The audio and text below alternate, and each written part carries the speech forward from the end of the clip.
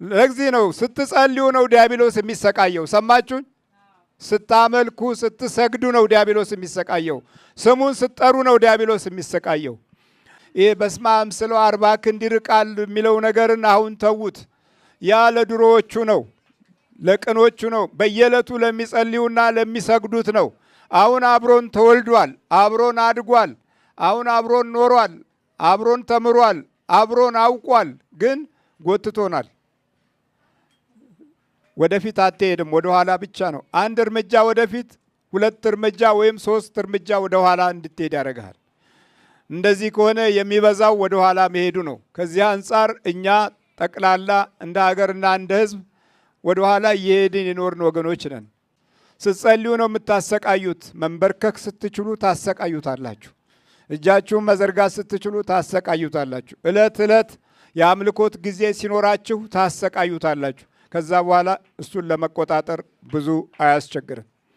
አንዳንዶቻችሁ አነጋግራችሁታል፣ አንዳንዶቻችሁ አውቃችሁታል ሚስጥሩን፣ አንዳንዶቻችሁ መንፈሱ ሲዝት ዝም በል ብላችሁታል። ምክንያቱም አብሬ ተወልጃለሁ፣ ዘመናትን አብሬ ፈጅቻለሁ እያለ ሲናገር ደርሳችሁበታል። አንዳንዶቻችሁ ደግሞ ሌሎቹ በቤተ እግዚአብሔር በብዛት የሚኖሩት ሰዎች ደግሞ ገና መንፈስ እንደሆነ ምን እንደሆነ አያውቁም።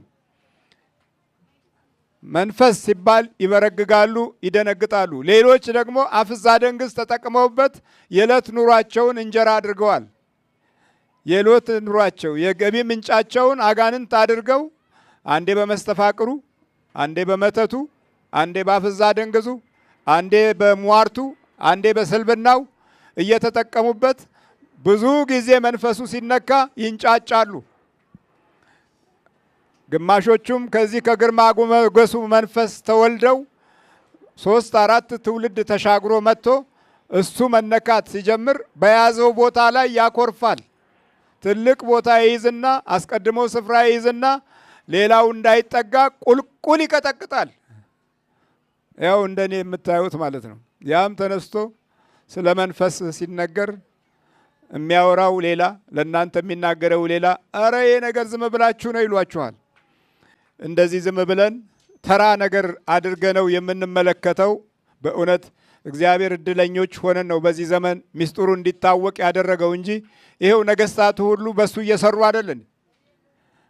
በመናፍስት እኮ እየሰሩ ነው። ሳይወዱ በግድ እኮ ነው አባሎች የሚሆኑት። ሳይወዱ በግድ እኮ ነው ዝናቸውን በመናፍስት ተጠላልፈው መውጣት አቅቷቸው ለዲያብሎስ አገልጋዮች ሆነው የሚሞቱት ብዙዎቹ። ዘፋኞቹ ብትሉ፣ ቱጃሮቹ፣ ሀብታሞቹ ብትሉ ከአጋንንት ጋር ካልተቋደሱ የዘመናችን ኑሮና ጊዜ እኔ እናንተ እንደክማለን፣ እንሰለባለን፣ እነሱ ይከብራሉ። እኔ እናንተ እንዲሁ ዝም ብለን እንሮጣለን፣ እንባዝናለን፣ እንቸገራለን፣ እነሱ ወደ ላይ ይወጣሉ። ሲሞቱ ወደ ጥልቅ ይወርዳሉ።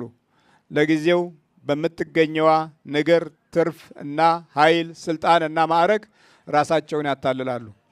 እኛንም በአፍዛ ደንግዝ ወደ ታች ወርደን እንድንኖር አጃቢዎችና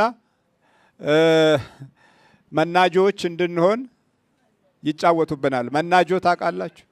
የሚሸጠውን ከብት አብሮ መንዳት ማለት ነው።